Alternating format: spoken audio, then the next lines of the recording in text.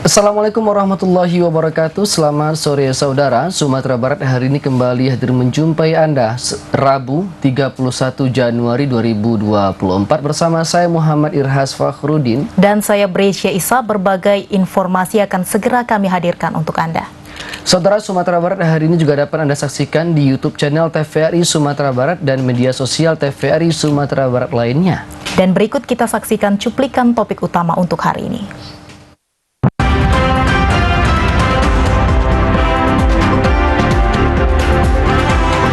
108 pasien SPH dievakuasi ke RSUP M Jamil Padang.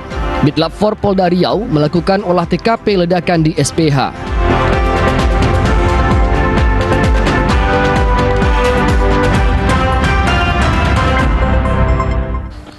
Di informasi pertama, saudara, diduga karena rusaknya instalasi sentral AC, terjadi ledakan di Semen Padang Hospital, Kota Padang. Tidak ada korban jiwa dalam peristiwa tersebut, sementara 102 pasien rawat inap dipindahkan ke sejumlah rumah sakit yang ada di Kota Padang. Terjadi ledakan di Semen Padang Hospital, Kota Padang. Akibat ledakan tersebut, bangunan lantai 1 rumah sakit mengalami rusak parah. Menghindari hal yang tidak diinginkan, seluruh pasien rumah sakit Semen Padang itu langsung dievakuasi keluar gedung. Kapolresta Padang Kombes Pol Ferry Harahap mengatakan, ledakan di rumah sakit Semen Padang tersebut dipastikan bukan terjadi karena bom, namun diduga diakibatkan oleh instalasi sentral AC rumah sakit mengalami kerusakan. Karena ledakan itu, 2 orang dilaporkan mengalami luka-luka akibat pecahan kaca. Perlu saya luruskan dulu bahwa di sini bukan bom, ya, tidak ada terjadi bom. Nah, itu perlu diluruskan supaya masyarakat jangan khawatir. Apa yang dilakukan sekarang ini adalah mengevakuasi pasien karena rumah sakit tidak beroperasional. Tentunya pasien-pasien itu kan perlu perawatan, sehingga itulah dipindahkan ke rumah sakit terdekat. Jadi yang dilakukan sekarang ini adalah mengevakuasi pasien. Sementara itu, Direktur Utama Semen Padang Hospital Selvi Farisa mengatakan, pasien rawat inap di SPH berjumlah 102 orang dan saat ini dilakukan pemindahan ke sejumlah rumah sakit yang ada di Kota Padang untuk melanjutkan pelayanan pengobatan. Nah, saat ini dikarenakan rumah sakit kita putuskan untuk tidak beroperasional, maka seluruh pasien rawat inap kita evakuasikan dulu ke rumah sakit terdekat yang bisa melanjutkan pelayanan pasien. Karena yang utama saat ini adalah keselamatan pasien. Kemudian untuk di IGD, alhamdulillah bisa dilakukan pelayanan. Kemudian di poliklinik juga sedang berlangsung, semuanya sudah kita evakuasi.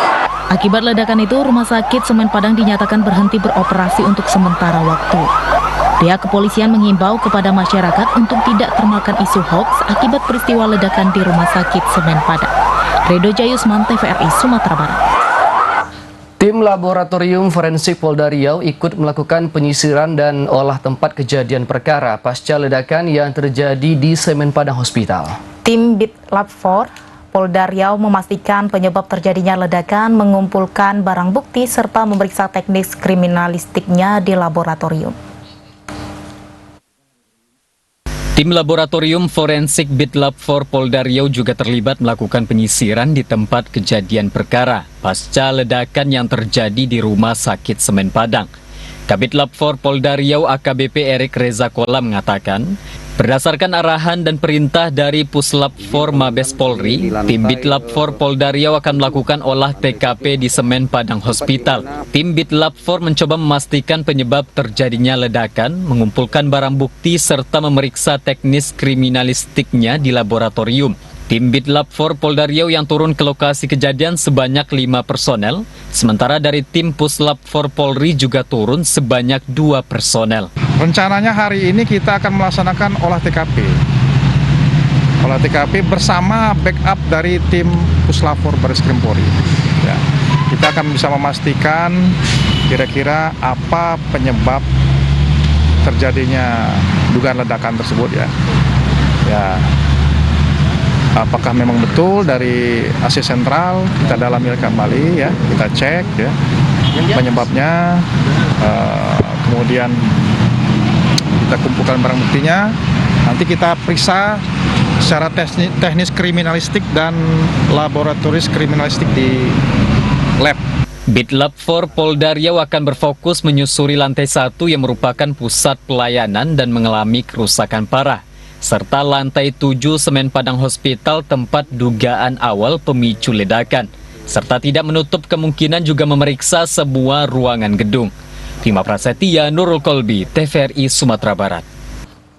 Saudara, untuk mengetahui tanggapan dari Dinas Kesehatan Provinsi Sumatera Barat terkait kejadian ledakan di Rumah Sakit Semen Padang Hospital pada tanggal 30 Januari 2024 kemarin, kita telah terhubung dengan Kepala Dinas Kesehatan Provinsi Sumatera Barat, yakni Dr. Lila Yanwar. Selamat sore, Dr. Lila. Iya, Dr. Lila. Selamat sore, Dr. Lila. Ya, selamat sore. Iya, Dok. Ya, baik, Dok.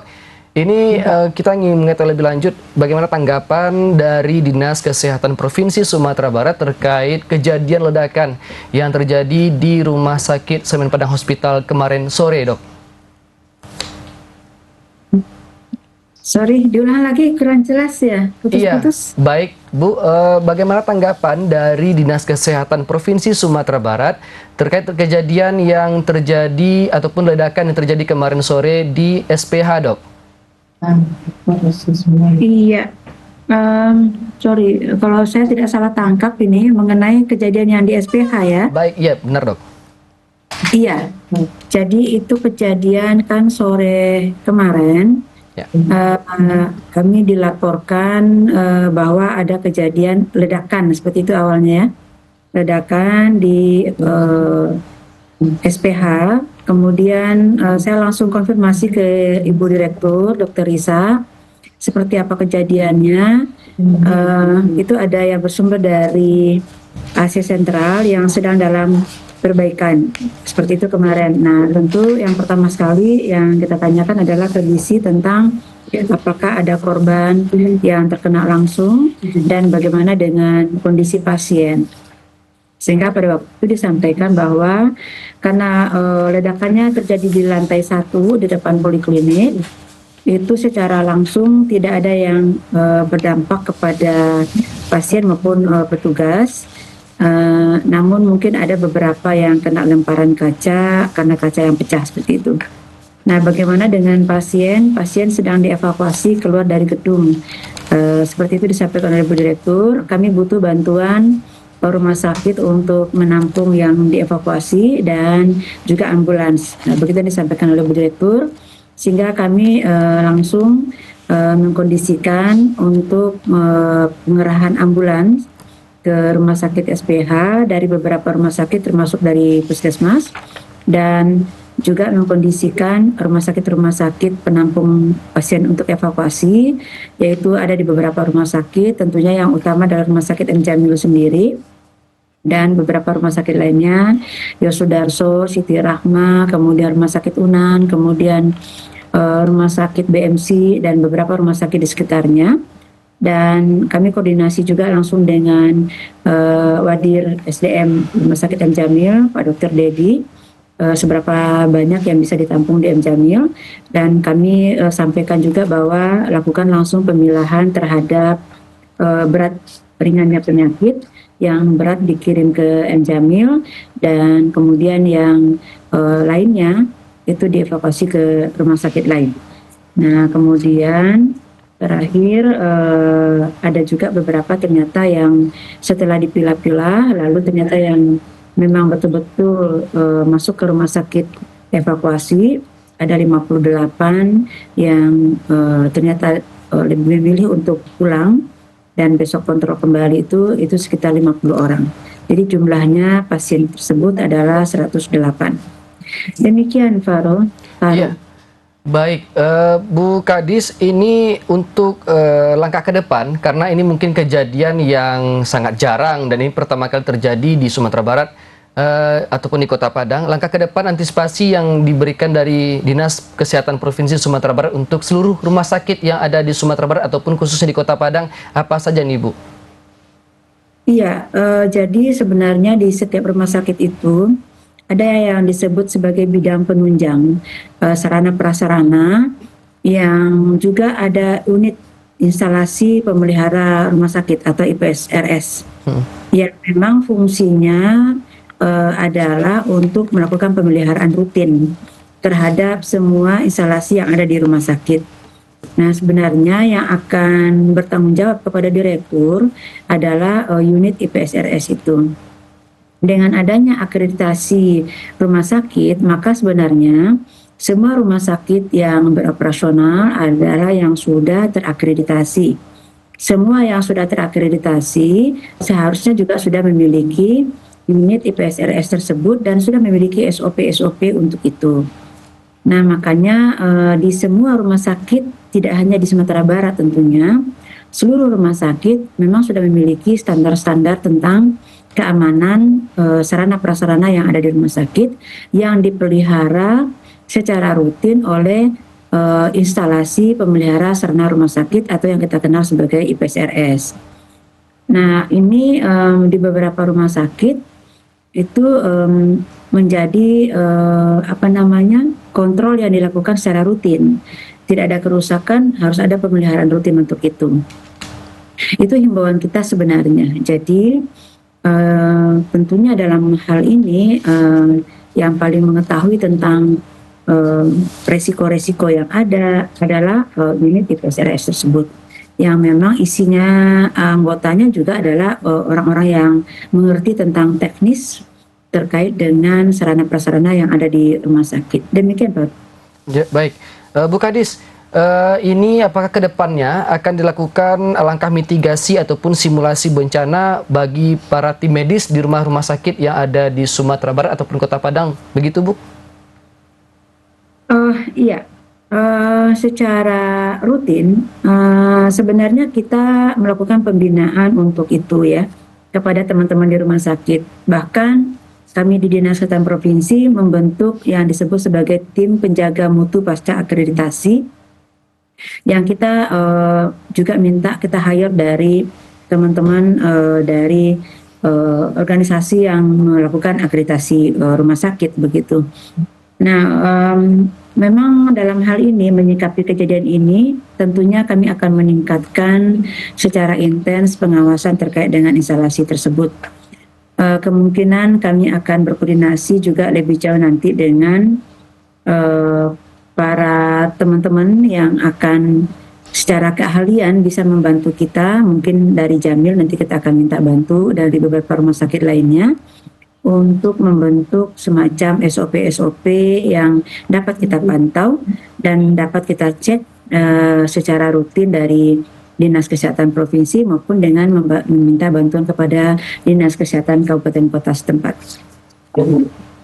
Baik, Bu Kadis, ini himbauan mungkin yang kita minta dari Bu Kadis untuk para tim medis ataupun untuk pada masyarakat yang mungkin kemarin berada di lokasi dan mungkin mengalami trauma. Ini himbauannya seperti apa nih, Bu?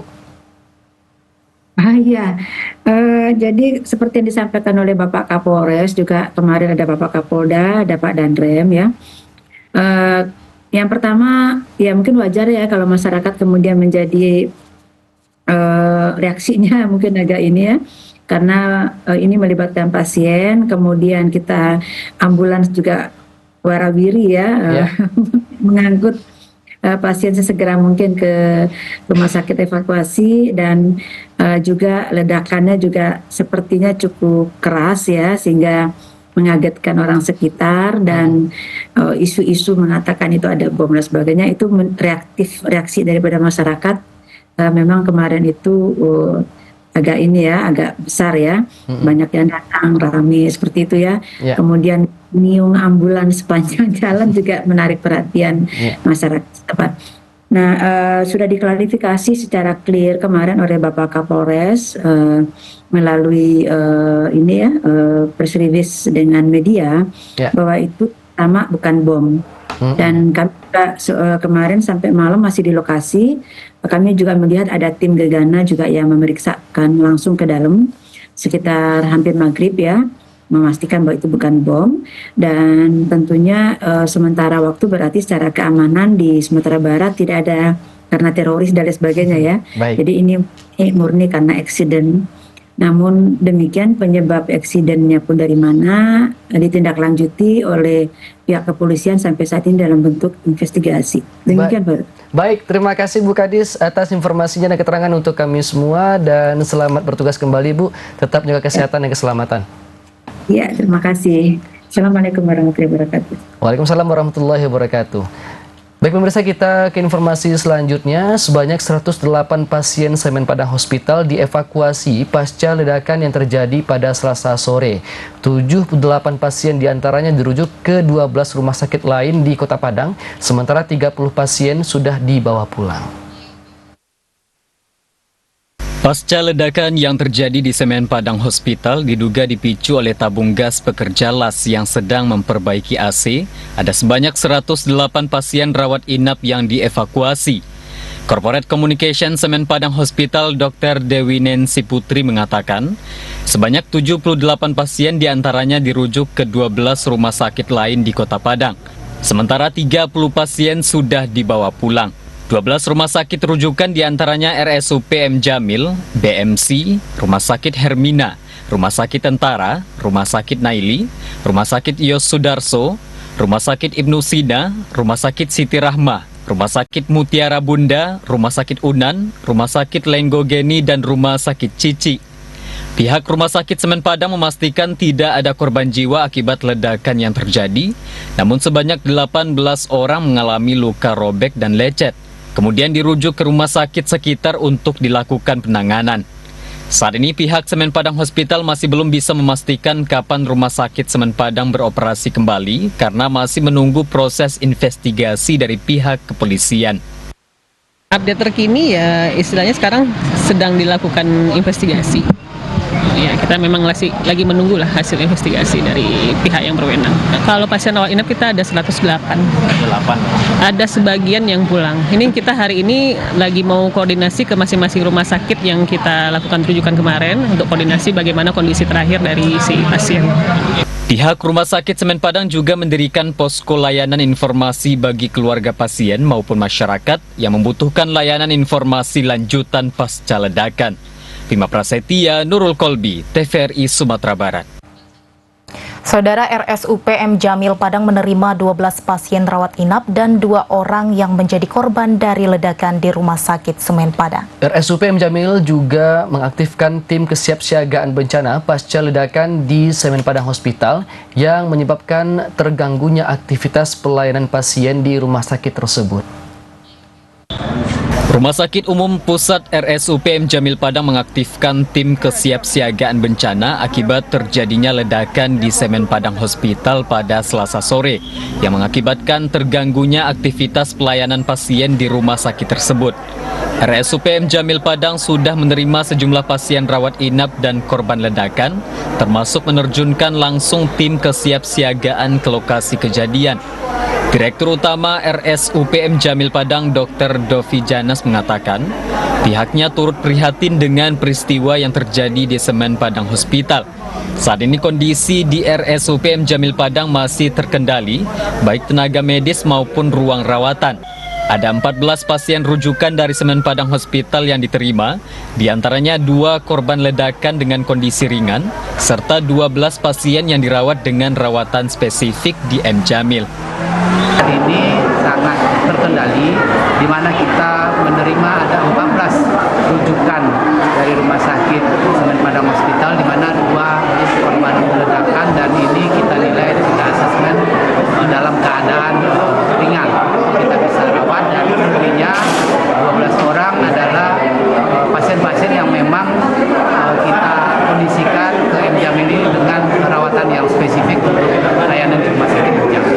Direktur Utama RSUP M. Jamil Padang Dr. Dovi Janas menambahkan, keikutsertaan RSUP M. Jamil sebagai bentuk tanggung jawab moral dan tugas bersama untuk mengkoordinir kesiapsiagaan bencana. Bima Prasetya, Nurul Kolbi, TVRI Sumatera Barat. Saudara, untuk mengetahui lebih lanjut keadaan saat ini pasca ledakan Rumah Sakit Semen Padang pada Selasa 30 Januari kemarin, kita telah terhubung dengan Dr. Dewi Nancy Putri selaku Corporate Communication SPH. Dan selamat sore Dr. Dewi. Selamat sore. Baik. Baik, selamat sore Dokter Dewi. Selamat sore Mbak, kedengaran? Iya Bu. Bu, bagaimana situasi saat ini di SPH pasca kejadian ledakan kemarin Bu Dewi?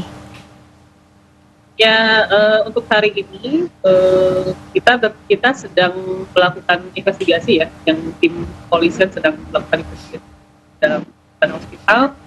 Dari kita sendiri kita melakukan membuka posko layanan informasi. Ini kita sengaja buat untuk memberikan layanan kepada pasien-pasien SPH yang membutuhkan informasi untuk layanan lanjutan. Dan juga pada hari ini kita dari manajemen juga turun ke semua rumah sakit yang kami lakukan rujukan kemarin untuk menengok kondisi pasien-pasien yang sudah kami rujuk. Baik, untuk pasien yang sudah dirujuk ke rumah sakit apa saja Bu? Mungkin bisa dijelaskan. Untuk rumah sakit ada sekitar 12 rumah sakit. Mungkin yang banyak mungkin di M Jamil ya. Banyak M Jamil, ada BMC, Yosudarso, Siti Rahmah, kemudian ada Rumah Sakit Unan, ada BMC, ya cukup banyak ya. Rumah Sakit Tentara, ya, itu ada sekitar 12 rumah sakit yang kita lakukan rujukan. Baik Ibu. Untuk layanan rumah sakit SPH sendiri pasca ledakan terjadi Ibu bagaimana? Untuk saat ini memang operasional rumah sakit kita off dulu sampai dengan hasil investigasi dari pihak berwenang itu selesai. Jadi kita harapkan investigasi bisa berlangsung cepat sehingga kita sudah bisa mulai untuk akses ke rumah sakit dan kita sudah bisa mulai melakukan layanan yang mungkin kita ingin. Baik Ibu, mungkin terakhir Ibu himbauan bagi masyarakat di tengah informasi yang beredar saat ini ataupun video-video yang tengah beredar saat ini terkait eksiden yang terjadi di SPH kemarin Bu. Ya, kalau himbauan mungkin ya insya Allah SPH segera berbenah. Kita akan segera melakukan rekondisi terhadap kondisi ruangan layanan kita yang mengalami kerusakan ya. Jadi kita harapkan mungkin pasien-pasien kita nantinya yang sudah biasa berobat ke SPH sebelumnya tidak ragu untuk kembali ke SPH apabila kita sudah melakukan rekondisi terhadap kerusakan yang terjadi di sini. Baik, himbauan bagi masyarakat Bu di tengah informasi yang tengah beredar saat ini. Terkait kalau yang untuk himbauan ya kalau insya Allah SPH tidak ada kalau isu maksudnya ya Mbak. Iya. Halo. Ya, baik Ibu. Di tengah informasi ataupun hoax yang tengah beredar di tengah masyarakat saat ini. Oke, insya Allah tidak ada isu-isu yang sementara kemarin kan banyak isu yang beredar ya. Mungkin ya kita bisa bilang hoax ya. Insya Allah itu insya Allah aman lah SPH ya, bukan ada permasalahan bom atau apa itu sudah dipastikan tidak.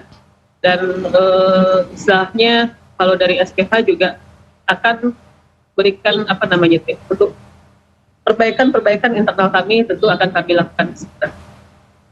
Baik, terima kasih Ibu sudah bergabung bersama kami. Selamat beraktivitas kembali. Terima kasih. Baik, selamat sore.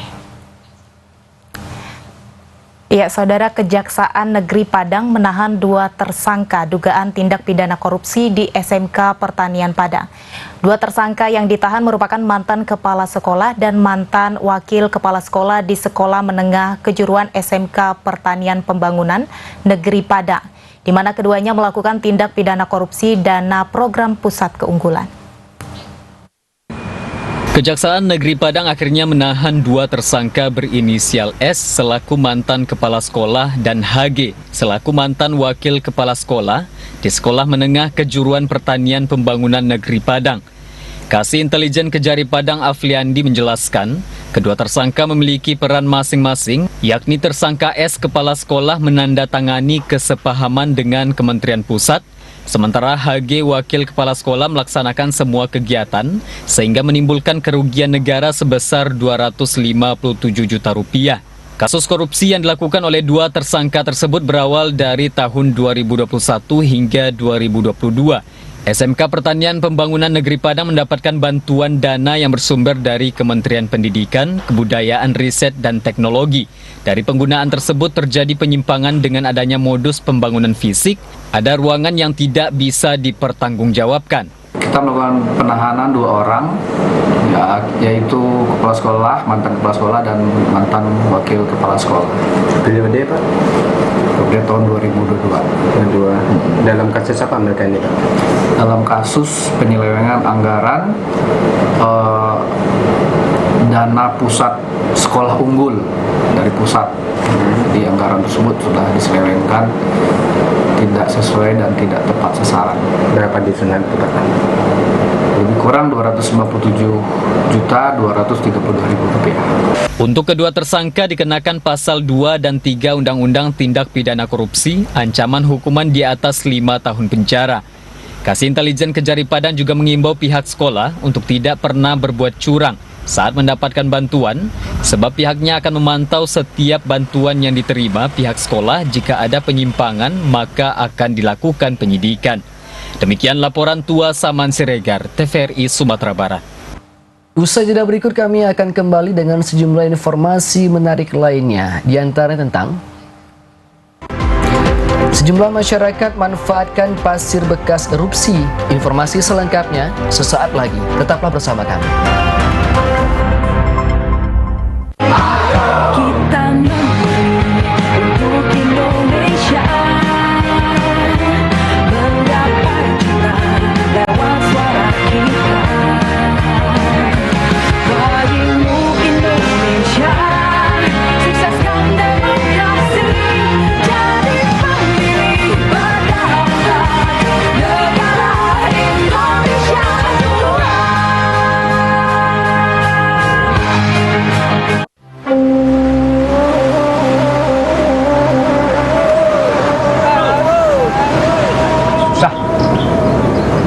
Bagi tangkapan titik bercanda bagus.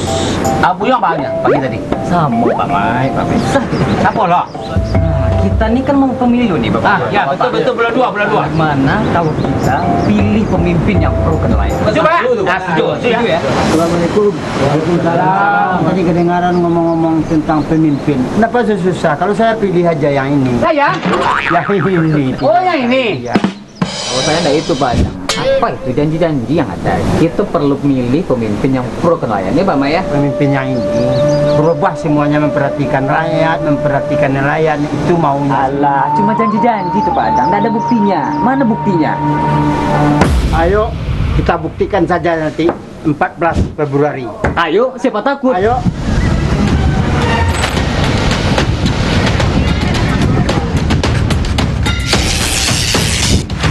Saya dulu Pak Mai.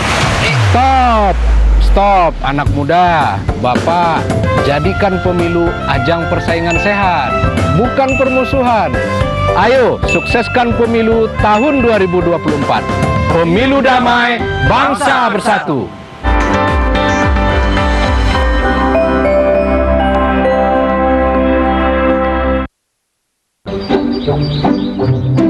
Jadi, Bapak Ibu sekalian, memang untuk penyaluran set-top box gratis wilayah ini, kamilah penanggung jawabnya.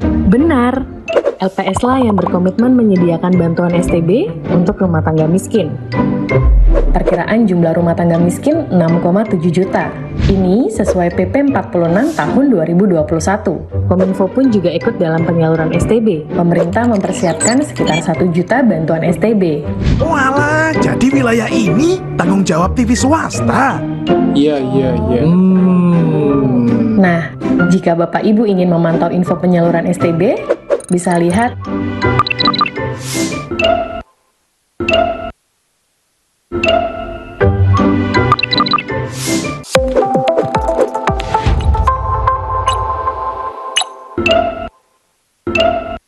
Warga Plus 62, pemilu sudah dekat. Sudah pada tahu apa saja tahapan dan jadwal penyelenggaraan pemilu 2024? Simak informasi berikut ini. Pencalonan anggota DPD. Pencalonan anggota DPR, DPRD Provinsi, dan DPRD Kabupaten atau Kota. Pendaftaran bakal calon presiden dan wakil presiden. Pengusulan bakal calon pengganti atas hasil pemeriksaan kesehatan. Penetapan pasangan Capres-Cawapres. Penetapan nomor urut pasangan calon. Masa kampanye pemilu. Masa tenang. Pemungutan suara. Penghitungan suara.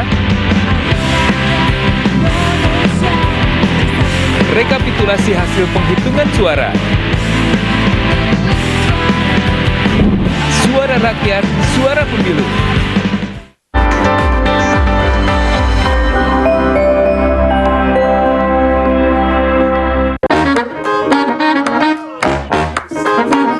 Halo, aku Modi, sobat digitalmu. Kamu tahu nggak kalau siaran TV analog akan diganti menjadi digital? Caranya gampang banget loh. Kamu hanya perlu menginstal set-top box. Ayo, ikuti Modi.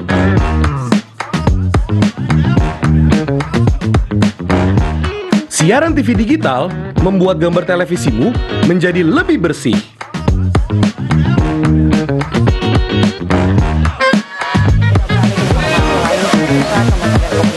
Tidak hanya bersih gambarnya, siaran TV digital juga lebih jernih suaranya. Terus membangun infrastruktur telekomunikasi di wilayah tertinggal, terdepan dan keluar aplikasi.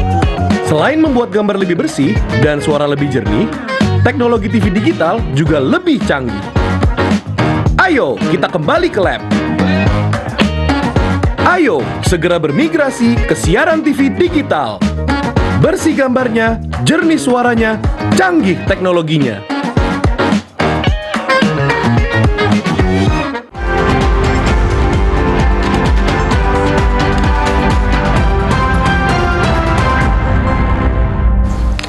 Terima kasih Anda masih bersama kami, saudara. Kita ke informasi selanjutnya. Melarikan diri dan terjun ke sungai saat akan ditangkap. Seorang residivis narkoba jenis sabu akhirnya berhasil ditangkap. Dari penggeledahan yang dilakukan di rumah orang tuanya, Phantom Squad Satres Narkoba Polres Payakumbuh mengamankan belasan narkoba paket besar siap edar yang disimpan dalam tas pinggang.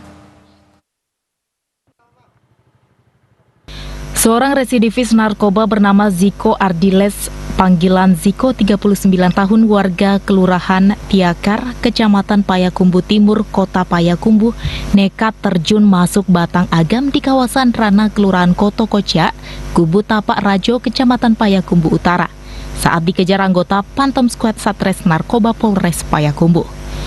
Tembakan peringatan polisi juga kian mempercepat lari pria yang pernah menjalani hukuman di Lapas Biaron, namun pelarian Ziko terhenti setelah tim yang dipimpin langsung Kanit Narkoba Aibda Indra Zega segera menyebar dan menangkap Ziko saat keluar dari batang agam. Selain Ziko, saat itu juga diamankan seorang pria berinisial A. Disaksikan puluhan warga dan pihak RT, anggota Phantom Squad melakukan penggeledahan di rumah A. Namun polisi hanya menemukan sebuah alat hisap narkoba jenis sabu. Dari rumah itu, Ziko dan A dibawa menuju rumah orang tua Ziko di Kelurahan Bunian, Kelurahan Kapalokoto di Balai Kecamatan Payakumbuh Utara untuk dilakukan penggeledahan. Sekitar 15 menit melakukan penggeledahan, secara tak sengaja kipas angin di kamar tersangka terjatuh. Dan di saat bersamaan juga jatuh satu paket narkoba sabu berukuran kecil yang diduga sebelumnya berada di atas meja. Selain satu paket narkoba ukuran kecil yang diamankan di rumah orang tua Ziko, juga berhasil diamankan 10 paket besar narkoba jenis sabu yang disimpan dalam tas pinggang di kamar tersangka, termasuk puluhan plastik yang diduga pembungkus sabu. yaitu pelaku sudah dilakukan pengintaian ataupun penyelidikan dari tim narkoba kami dan pelaku masuk ke sungai, akhirnya ditangkap di dalam sungai, dan penggeledahan barang bukti dilakukan di dalam rumah orang tuanya. Pelaku adalah residivis. Kepada polisi, tersangka mengakui semua barang bukti tersebut adalah miliknya yang dibeli kepada seorang pria bernama Indra di Kota Pekanbaru Riau dengan cara dijemput langsung ke Pekanbaru. Ia mengaku mengenal Indra saat ditahan di Lapas Biaro. Hingga saat ini tersangka yang masih menjalani pembebasan bersyarat dalam perkara yang sama tersebut masih ditahan di sel Mapolres Payakumbuh. Sementara pria berinisial A diperbolehkan pulang karena tidak terkait dengan kasus narkoba tersangka Ziko. Dari Kota Payakumbuh, demikian laporan Edward TVRI Sumatera Barat. Saudara, viral beredar video terkait biaya berobat di Puskesmas Bukit Tinggi untuk pasien non-BPJS ditarifkan Rp50.000. Sekretaris Daerah Kota Bukit Tinggi memberikan klarifikasi adanya peraturan daerah baru terkait pajak dan retribusi yang ditetapkan tanggal 29 Desember tahun 2023.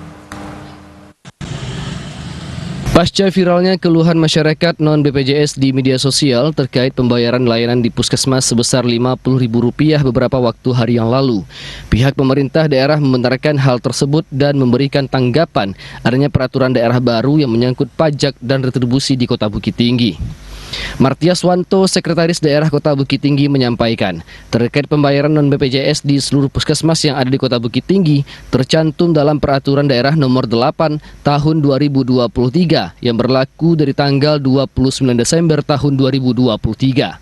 Dalam peraturan daerah tersebut juga menyangkut terkait retribusi layanan umum yang juga menyangkut terkait layanan kesehatan masyarakat, salah satunya membayar Rp50.000 untuk layanan di puskesmas. Dalam penjelasannya, kejadian keluhan masyarakat tersebut bisa terjadi akibat banyaknya masyarakat Kota Bukit Tinggi yang menggunakan BPJS Mandiri namun sudah dalam keadaan mati dan tidak diperpanjang sehingga ditolak oleh pihak puskesmas dan dikenakan tarif untuk layanan kesehatan.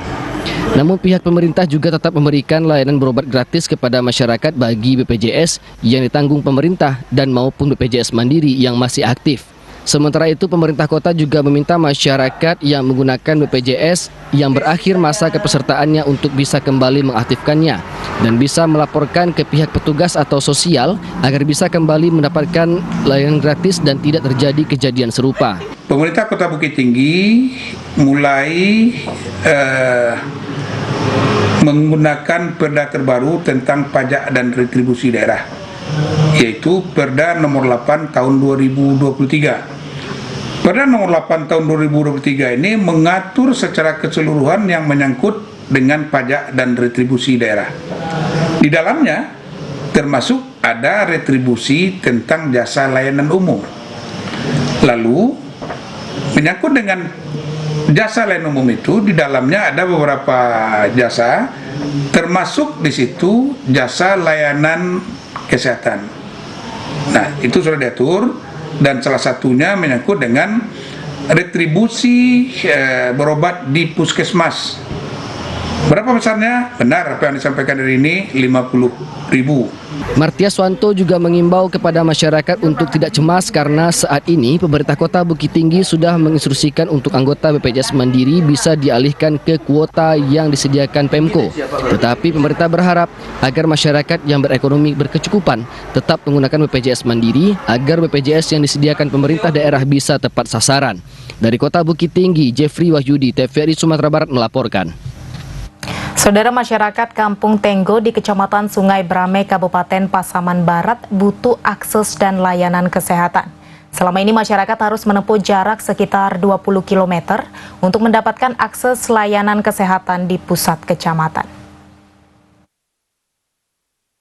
Berada di daerah pinggiran dengan akses jalan yang sulit membuat akses layanan kesehatan di Kampung Tenggo, Kecamatan Sungai Brame, Kabupaten Pasaman Barat sulit. Warga mengaku saat ini masyarakat mendapat kunjungan kesehatan dari bidan desa 1 kali dalam seminggu. Sekitar 130 kepala keluarga di daerah itu berharap akses layanan kesehatan bisa lebih dekat, termasuk keberadaan ambulans karena akses jalan menuju puskesmas sangat jauh dan rusak. Salah seorang warga, Ida, berharap bantuan kesehatan dan sarana penunjang bisa lebih mudah diakses warga, termasuk bidan desa atau pustu di daerah mereka. Jika ada peristiwa atau warga yang sakit harus menempuh jalan jauh dan jalan yang rusak. Warga sekitar berharap ke depan ada perhatian khusus ke daerah terpinggir tersebut karena mereka sudah berdomisili di daerah itu sejak puluhan tahun. Bahkan akses jalan sangat sulit terutama saat musim hujan datang. Kalau dulunya sebelum jalan Teluk Tapang itu dibangun, perginya ke SP2 atau ke Sinunukan. Tapi alhamdulillah semenjak jalan dibangun ya perginya kalau nggak ke HTI langsung ke Air Bangis, langsung ke rumah sakit. Kayak saya sendiri kemarin 3 bulan atau 4 bulan yang lalu mengalami yang namanya kehamilan ektopik, kan harus dioperasi di rumah sakit. Ya kayak gitu, pergi ke Air Bangis langsung ke apa. Cuman yang susahnya untuk akomodasinya itu dia. Payah jalan, mobil nggak ada, entah ambulans, entah apa, itu yang bikin susah. Selama ini, untuk mendapatkan layanan kesehatan dalam kondisi darurat, warga harus menuju daerah SP2 atau Sinunukan karena akses ke daerah lain cukup sulit. Nah, selama ini warga selalu memanfaatkan kehadiran bidan jorong. Dari Kabupaten Pasaman Barat, Andika Adisaputra, TVRI Sumatera Barat melaporkan. Saudara, bencana membawa berkah bagi sejumlah masyarakat di sekitar sungai yang berhulu dari puncak kawah Gunung Merapi. Mereka mulai memanfaatkan material pasir bekas erupsi Gunung Merapi yang menumpuk di dalam sungai karena dianggap memiliki kualitas baik jika digunakan untuk bangunan. Masyarakat Kecamatan Canduang dan Ampe Angke, Kabupaten Agam mulai memanfaatkan material pasir bekas erupsi yang dibawa oleh aliran sungai yang berhulu dari Gunung Merapi. Masyarakat mengumpulkan pasir tersebut untuk keperluan bangunan yang dianggap berkualitas tinggi, sehingga tidak sedikit masyarakat memanfaatkan hal tersebut dan tidak perlu mengeluarkan uang untuk mendapatkan pasir. Salah seorang masyarakat, Erwin, mengatakan, karena tekstur pasir yang bergetah sehingga membuat pasir sangat tahan dan cepat menyatu dengan semen dan memiliki daya lengket yang kuat. Untuk itu pasir bekas erupsi tersebut memiliki kualitas dan harga tinggi dibandingkan pasir biasa. Sebelumnya masyarakat di daerah itu banyak mendapatkan pasir dan menambang pasir hitam di daerah itu, namun sempat hilang beberapa tahun dan kembali muncul pasca erupsi pada 3 Desember 2023 yang lalu. Erupsi ini Pak, banyak pasir ya terbawa ke sungai ini ya Pak? Pasirnya masih banyak dari gunung ya, tapi sudah banyak pula yang diambil lah dari atas, tapi masih turun ya gitulah. Berapa harga jualnya satu kubik Pak? Ya, 100.000 ya. Jadi harganya 100.000 satu kubik ya Pak? Ya. Kalau dalam sehari kita bisa dapat berapa Pak?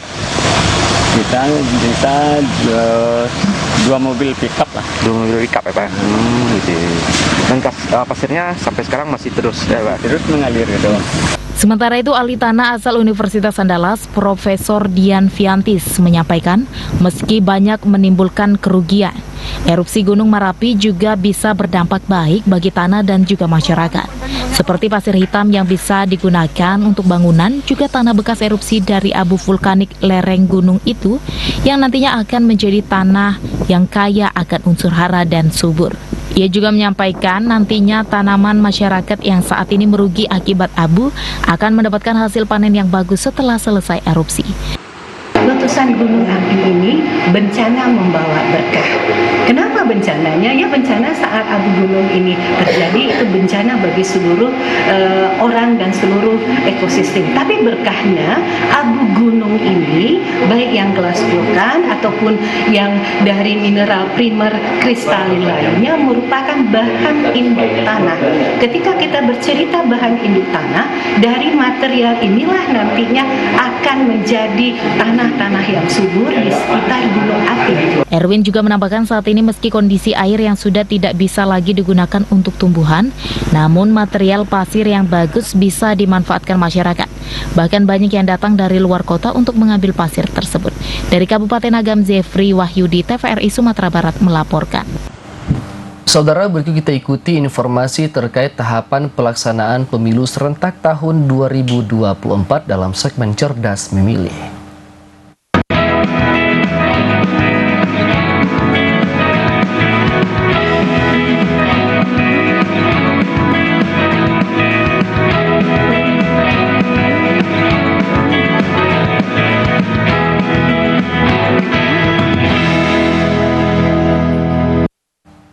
Hingga hari ini, Saudara, Badan Pengawas Pemilu Provinsi Sumatera Barat sudah menangani 49 dugaan pelanggaran pemilu di Sumatera Barat. 49 pelanggaran pemilu tersebut merupakan pelanggaran selama tahapan pemilu berlangsung. Badan Pengawas Pemilu Provinsi Sumatera Barat bersama Bawaslu Kabupaten Kota telah menangani puluhan pelanggaran pemilu selama tahapan pemilu 2024 berlangsung. Ketua Bawaslu Provinsi Sumatera Barat Alni menjelaskan, jumlah pelanggaran pemilu yang ditangani Bawaslu mencapai 49 pelanggaran, yang terdiri dari 42 dugaan pelanggaran selama tahapan kampanye berlangsung, sementara 7 pelanggaran lainnya ditangani sebelum tahapan kampanye. Seluruh pelanggaran tersebut diproses di Bawaslu Kabupaten Kota yang ada di Sumatera Barat. Selain pelanggaran pemilu, Bawaslu Provinsi Sumatera Barat juga melakukan pengawasan terhadap penyortiran dan pendistribusian logistik ke KPPS dan TPS di Sumatera Barat dan proses pemilu yang tengah berlangsung. Hal ini mengantisipasi ada pelanggaran yang dilakukan peserta pemilu serentak 2024. Kalau untuk wilayah Sumatera Barat, baik itu di Bawaslu Provinsi dan Bawaslu Kabupaten Kota, proses penanganan pelanggaran sampai tahapan kampanye itu sudah ada. Jadi umumnya dalam proses-proses penanganan pelanggaran itu ada beberapa jenis dugaan pelanggaran yang disampaikan oleh disampaikan oleh masyarakat sebagai pelapor atau yang ditemukan oleh pengawas pemilu. Dugaan pelanggaran itu berupa dugaan pelanggaran pidana pemilu, dugaan pelanggaran administrasi pemilu, dugaan pelanggaran etik penyelenggara pemilu, atau pelanggaran terhadap peraturan perundang-undang lainnya. Ketua Bawaslu Sumatera Barat menambahkan, saat ini KPU Sumatera Barat juga telah mengajukan penambahan surat suara yang kurang dan penggantian surat suara yang ditemukan rusak saat pelipatan. Demikian laporan Tua Saman Siregar, TVRI Sumatera Barat. Saudara, partisipasi masyarakat dan petugas saat simulasi pemungutan dan penghitungan suara di Kabupaten Pasaman Barat tinggi. KPU berharap masyarakat memahami tata cara penyaluran hak suara dan bisa mengajak pemilih lain datang ke TPS 14 Februari 2024 mendatang. Meningkatkan partisipasi masyarakat saat pemilu 14 Februari mendatang, KPU menggelar simulasi pemungutan dan perhitungan suara di salah satu TPS di daerah Mahakarya, Kecamatan Luhak Nanduo. Petugas melibatkan masyarakat yang terdaftar di DPT TPS tersebut. KPPS diasumsikan melaksanakan tugas di hari pemilu, sementara pemilih berasal dari warga sekitar. Kegiatan ini juga bertujuan untuk mengajak pemilih bisa meningkatkan partisipasi saat pemilu dan mengetahui tata cara pemilu mendatang. Di sisi lain, KPU juga menegaskan agar semua penyelenggara memahami tugasnya, terutama anggota KPPS di TPS, karena proses pungut dan penghitungan suara sangat menentukan bagi kesuksesan pesta demokrasi di Indonesia nantinya. KPU sudah melakukan berbagai persiapan di lapangan, termasuk SDM dan penyelenggara. Beberapa kali BIMTEK dan simulasi sudah dilakukan agar pelaksanaannya lancar di hari H. KPU meminta masyarakat berpartisipasi dalam pelaksanaan dan kesuksesan pemilu. Kita KPU Kabupaten Pasaman Barat melakukan simulasi pemungutan dan penghitungan suara di tempatnya di Kecamatan Luhak Nanduo, Nagari Mahakarya. Apa misi dari kegiatan itu, Ketua? Ya, sesuai dengan harapan kita tentu segala informasi tentang pemungutan dan penghitungan suara ini sampai ke seluruh lapisan masyarakat dan juga masyarakat bisa kita edukasi dalam memberikan tata cara pelaksanaan pemungutan dan penghitungan suara. Persiapan SDM KPPS dan PPS dinilai sudah sangat matang. Secara umum, semua KPPS sudah melewati rangkaian seleksi, bahkan banyak dari pelamar yang bergabung tidak bisa diterima keseluruhan, karena kebutuhan hanya 9.002 orang atau 7 petugas setiap TPS. Dari Kabupaten Pasaman Barat, Andika Adi Saputra, TVRI Sumatera Barat. 14 hari jelang pemungutan suara, pemilihan presiden dan wakil presiden serta anggota legislatif, Komisi Pemilihan Umum Kota Pariaman menggelar simulasi pemungutan dan penghitungan suara pada pemilihan umum tahun 2024. Simulasi pemungutan suara bertujuan mengingatkan masyarakat tentang proses pemungutan dan penghitungan suara, di samping memberikan pemahaman tentang penggunaan 5 jenis surat suara. 14 hari jelang hari pencoblosan, Komisi Pemilihan Umum Kota Pariaman ini menggelar simulasi pemungutan dan penghitungan suara pada pemilu 2024 di Aula STIT Desa Kemapung Baru, Kecamatan Pariaman Tengah, Kota Pariaman pada Rabu siang. Terlihat simulasi yang melibatkan masyarakat serta lengkap dengan perangkat TPS, baik petugas KPPS hingga Linmas itu berjalan aman dan lancar, bak seperti pemungutan suara sebenarnya. Ketua KPU Kota Pariaman Ali Unan mengatakan, tujuan digelarnya simulasi tersebut adalah untuk mengingatkan masyarakat tentang proses pemungutan dan penghitungan suara yang tidak akan lama lagi dilaksanakan, yakni pada tanggal 14 Februari 2024. Di samping itu, pada simulasi itu masyarakat pemilih juga diberikan pemahaman tentang penggunaan 5 jenis surat suara. Berikut suasana nyata proses pemilihan lengkap dengan perangkat TPS, baik petugas KPPS hingga Linmas. Simulasi juga digelar sebagai bahan evaluasi dan inventarisasi persoalan real di TPS. Nantinya, hasil dari evaluasi dan inventarisasi persoalan ini akan digunakan sebagai bahan kajian, utamanya guna penguatan kapasitas sumber daya penyelenggara di seluruh tingkatan di Kota Pariaman. Sehingga diharapkan simulasi tersebut dapat menjadi pelajaran bagi seluruh petugas demi lancar dan suksesnya penyelenggaraan pemilu dengan 5 kotak suara yang merupakan pengalaman kali pertama bagi bangsa Indonesia, yakni kotak suara Presiden dan Wakil Presiden, kotak suara DPR RI, DPD, DPRD Provinsi, dan DPRD Kota Pariaman. Simulasi TPS hari real ini yang kami adakan hari ini untuk mencoba keadaan yang real di lapangan yang melibatkan warga setempat, yang mana simulasi ini kita adakan di Kampung Baru yang melibatkan KPPS realnya dan juga di DPT-nya DPT real di sana. Jadi KPU bisa memitigasi kendala-kendala yang bisa dihadapi di lapangan. Nah, tujuan dari ini supaya nanti kita bisa mengetahui kendala-kendala yang dihadapi di lapangan dan mengantisipasinya. Di Kota Pariaman, jumlah masyarakat yang masuk DPT pada pemilu serentak yang akan berlangsung tanggal 14 Februari 2024 esok berjumlah 71.678 pemilih. Diharapkan seluruh masyarakat yang memiliki hak suara menggunakan hak pilihnya, sehingga pada pemilu tahun ini, target KPU Kota Pariaman terkait partisipasi pemilih 90% bisa diwujudkan, lebih tinggi dari pemilu sebelumnya, yakni hanya di angka 82%. Dari Kota Pariaman, Abdul Syahril, TVRI Sumatera Barat. Kita ke sorotan lainnya, Saudara. KONI Pariaman bersama pemerintah Kota Pariaman mengajak masyarakat untuk bersama-sama mendukung tim Persikopa Pariaman yang saat ini berlaga di Piala Suratin, salah satunya dengan memberikan bantuan dana.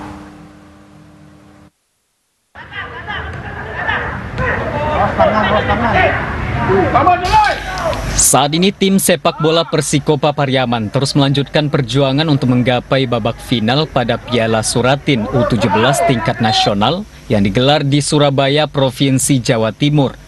Tim Persikopa Pariaman yang mewakili Sumatera Barat di Piala Suratin telah menembus babak semifinal setelah sebelumnya berhasil mengalahkan tim Persemi Mimika dari Papua dengan skor 3-1 pada babak 8 besar. Ketua KONI Pariaman Edison meminta pihak donatur dalam hal ini Gebu Minang serta PKDP atau Persatuan Keluarga Daerah Piaman di seluruh tanah air untuk juga dapat membantu dan menjadi donatur memberikan suntikan dana kepada atlet dan tim Persikopa Pariaman yang tengah berlaga di kancah nasional. Saat ini Persikopa terkendala dengan proses pencairan dana bantuan dari pemerintah, sehingga diharapkan semua masyarakat Pariaman dapat membantu mendukung tim Persikopa termasuk dengan bantuan dana. Tentu kami berharap juga, kami dari KONI Kota Pariaman menghimbau istilahnya pihak-pihak donatur, baik itu yang dari Gebu Minang dan terkhusus PKDP di seluruh tanah air untuk juga dapat membantu atau menjadi donatur-donatur supaya Persikopa ini bisa maju terus. Karena kami anggap Persikopa ini sudah menjadi tanggung jawab kita bersama. Sementara itu, PJ Wali Kota Pariaman Roberia mengapresiasi tim Persikopa Pariaman yang bisa melaju ke babak semifinal Piala Suratin. Diharapkan banyak atlet muda dari Pariaman yang bisa berprestasi di tingkat nasional. Untuk itu pemerintah Kota Pariaman bersama pengurus Persikopa juga mengharapkan dukungan dana untuk kelangsungan Persikopa pada kejuaraan ini. Kita perlu dukungan orang Minang dari seluruh Indonesia, bahkan dari seluruh dunia. Jadi yang bangga dengan Minangkabau kita bantu kejuaraan Piala Suratin U17 tingkat nasional digapai, diraih, direngkuh dan dimenangkan oleh Sumatera Barat, oleh Minangkabau, dan terutama ini lewat Persikopa. Di samping itu, Kepala TVRI Sumatera Barat juga melakukan pertemuan dengan PJ Wali Kota Pariaman dan membahas terkait sinergi dan kolaborasi antara pemerintah Kota Pariaman dengan TVRI Sumatera Barat ke depannya. Bima Prasetya, Joni Bakri, TVRI Sumatera Barat. Saudara, informasi tadi sekaligus menutup perjumpaan kita dalam Sumatera Barat hari ini. Saya Brisya Isa. Dan saya Muhammad Irhas Fakhrudin mewakili kerabat kerja yang bertugas mengucapkan terima kasih atas kebersamaan Anda. Wassalamualaikum warahmatullahi wabarakatuh. Selamat sore dan sampai jumpa.